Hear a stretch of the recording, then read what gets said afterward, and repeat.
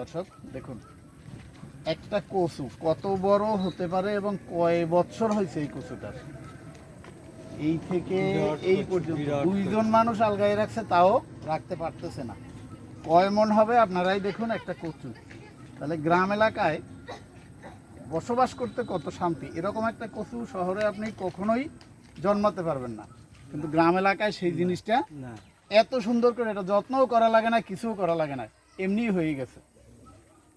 অতএব শহর নয়, গ্রামই সবচেয়ে ভালো। যেমন এই কলা, এই কলাগুলো গ্রামে এত সুন্দরভাবে হয়েছে, সম্পূর্ণ ন্যাচারাল। এখানে কোনো কি করা হয় না, সার ঔষধ ফাঁস কিছুই দেওয়া হয় না, অথচ এগুলো শহরে পাওয়াটাই দুষ্কর।